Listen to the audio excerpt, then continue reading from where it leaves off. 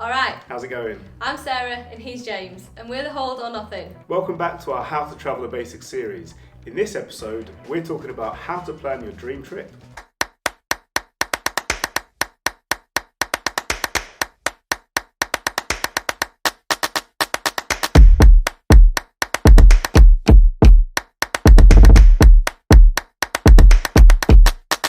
If you're starting to think about or are in the beginning stages of planning a big trip, you'll already know what a daunting task it can be. There's just so many things to consider. But after 5 years of full-time travel, we're pretty experienced at planning these kind of trips. So we're going to run you through the most efficient way to do it, but not only that, we're going to run you through how we would actually plan a trip. So we're going to use a real life example of planning a backpacking trip to South America. Number 1, build your bucket list.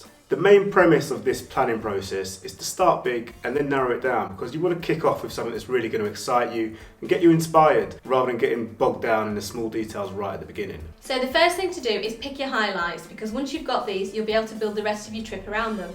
Now don't worry about whether it's actually feasible to do them all or even how much it's going to cost at this stage. This is where you think about all the amazing stuff that you could do if you had absolutely zero constraints. Okay, we're planning for South America, so we're thinking about some of the big hitters like Iguazu Falls, Galapagos Islands, Buenos Aires to do a bit of tango, maybe walking the W or O trek in Patagonia, Christ the Redeemer, Rio Carnival, walking the Inca Trail to Machu Picchu, the salt flats in Bolivia.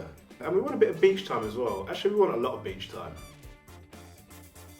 Number 2, figure out how much time you have. Now obviously this is going to be different for everyone because it'll be dependent on your individual circumstances, and you might already know how much time you have. So for example, you might have been given a 6-month or a 12-month sabbatical from work, or you might just have a couple of months before you're heading back to uni. But if you don't have a specific time frame already, then it's important to work it out at this stage, because it's going to affect how much you need to budget as well as how much of your bucket list you're going to be able to cram in. The best way to do this is to start connecting the dots and figuring out how long you want to spend in each place. We've got 6 or 7 months to play with and 7 countries in South America that we want to visit. So we're thinking a month in each country sounds like a good place to start. But already, looking on the map, most of the countries in South America are massive. So we're already coming to the realisation that we might not be able to do everything in each country that we have on our bucket list. Number 3, work out your budget. Now you're going to have to get yourself a pretty decent idea of exactly how much all of this is going to set you back. And you want to be working off relatively accurate, as up-to-date as possible information here. And there are a few places that are really good to go and get that stuff. The first one is travel blogs, and you really want to make sure that you're looking at the most up-to-date ones possible. Something that was published even 5 years ago might be wildly inaccurate, so do check the publish date. And if there isn't one, a good trick is to take a peek in the comments to see when the first comment was actually published. The next one is guidebooks like Lonely Planet and Rough Guides. They're usually pretty good for this, as they'll give you a decent range of prices for living costs that suit various budgets. Then you want to get stuck in on booking.com or Airbnb so you can see exactly how much accommodation is likely to cost.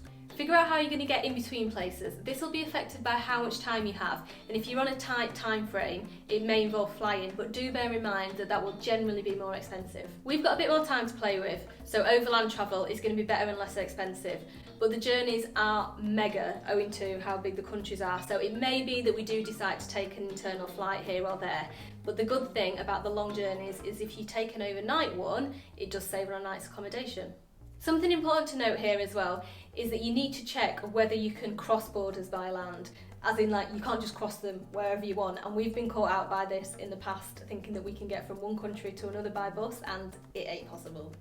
It should be possible to figure out more or less how much you're going to spend getting between locations with a bit of research, and often it's going to be possible to get exact costs by looking on the relevant transport sites. For example, in South America, we often use a site called BusBud to book our buses, and we'll pop the link to that down in the description below. You also need to decide where you're going to start your trip, because this might alter the prices pretty significantly. Now, for example, our trip includes Argentina and Colombia, and from a little bit of flight research, we found that it's way cheaper to fly into Buenos Aires than it is to Bogota. So things like whether flights are direct, how frequently they are, and how popular the route is all affect flight prices. So we're going to start planning our trip from here. Another thing to bear in mind is that return tickets are often cheaper than 2 singles as well, so it might be worth considering making a trip a round trip if it works for the route. It doesn't for us because we're going to be starting in Argentina and finishing in Colombia, which are nowhere near each other, and a flight between is as expensive as a return flight from Colombia to the UK. All of that research should give you an idea on how much things are going to cost, so now you need to start adding it all together. So cost up your bucket list items and add them to what you've calculated as your daily budget.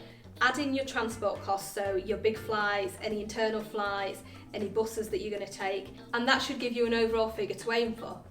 Number 4, decide when you're going to go. So this might already be predetermined, but if not, there's going to be some important things that you need to think about. First up is the weather. Now, weather is really important for us because we're sun lovers, but it's not always going to be possible to plan your trip around being in the sun, and that particularly goes when you're crossing continents. However, as much as possible, we like to visit places when they're warm and dry. Something else to note here is that depending on where you're from, you might not actually have a clue what is in store with the weather. Now, we come from England, so we thought we had a pretty good idea of what rain was, but when we saw that tropical rain in some of the countries that we visited, it is on a whole nother level, and sometimes it means that you just can't actually do anything. You also need to find out when peak season is. This isn't just about whether there's going to be big crowds and loads of people around or not. It's actually because a lot of places close their big attractions off peak season. So for example, you don't want to be turning up to the Inca Trail when it's closed for the next 2 months. That said, there are plenty of advantages to travelling in off-season or shoulder season. First of all, there's going to be a lot less people around, things are generally far cheaper, and it means that you don't have to book anything in advance really. If you do have the luxury of flexibility, then this part can take a little bit of figuring out. Number 5, choose how long to spend in each place. If at all possible, this is probably the main thing that you're going to want to be most flexible about, because it doesn't matter how much research you've done on a place, you're just not going to know without actually visiting it whether you're going to adore it or hate its guts. Now, of course, you probably will have a good idea beforehand, but we've been to so many places where on paper it looked amazing, and then we got there and we were like, not really feeling it. And then others where we'd read about it and we're like, sounds a bit rubbish, but it's on the way, so we'll go, and then absolutely loved it and ended up spending weeks there. You're also going to want to allow for some flexibility for, and this happens a lot, if you meet someone and they tell you about this place that you've never heard of and you're like, oh my gosh, I've got to go there, so you end up changing your itinerary around and heading off in that direction. Or if you meet people that you're just really enjoying hanging out with them and you think, yeah, I'll just hang out here for a bit longer. Another consideration when it comes to how long you're going to spend in each place is what passport you have, so visas. We know that for South America, in most countries, being from the UK, we can get a 90-day visa on arrival, but that's not the case for all nationalities. Some places you have to apply for visas in your home country before you even go there. And also the cost that's attached to that, because if you have to apply in your own country at the embassy, then there is going to be a cost attached to it. It's not just the case of getting a stamp in the airport. So let's take a look at our example. It's not peak season for Patagonia, meaning we're also not going to Ushuaia. So we're only really going to be seeing Buenos Aires and the north of Argentina, which means we can actually take a week off here. And as Chile is the most expensive country, we can also reduce our time there by a week, so that gives us an extra 2 weeks in Peru, where we have lots of stuff that we want to do, including spending a week learning to surf. Number 6, settle on a route. So this should kind of be taking care of itself by now that you know where you're going, how you're getting in between each place, and kind of how long you're wanting to spend there. But there's definitely quite a few tweaks that you're still going to want to make. You need to make sure that you're not going around in circles and backtracking, because that's just going to waste time and money. But with a good old map, it should be relatively easy to plan the most sensible route from your start to finish point. Number 7, buy travel insurance. Now this is last on the list, and we know it's totally boring, but it's also probably the most important thing not to forget, because if you cannot afford travel insurance, you cannot afford to travel. But here's the thing, most travel insurance policies will actually cover you for cancellation from the day that you buy the insurance policy, so the whole thing actually starts way before you actually set off on your trip. This means that ideally you want to buy your travel insurance just before you start booking accommodation, flights, or even activities that you're planning on doing and pre-booking before you leave. We're going to put a link in the description to World Nomads, which is the travel insurance provider that we use, and it's pretty much who every other travel blogger that we know uses as well. We'll do another video on travel insurance actually that goes into much more detail about the considerations that you need to make for whatever policy you're going to choose. Alright, so that's our 6-month backpacking trip in South America sorted. We are going to be going into Argentina, Brazil, Chile, Bolivia, Peru, Ecuador, and finishing up in Colombia.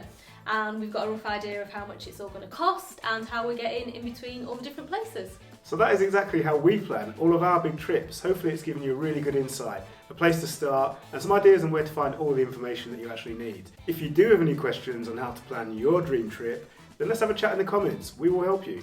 Guys, don't forget to like and subscribe and start planning your trip. What are you waiting for? We will see you in the next video. See ya. Bye.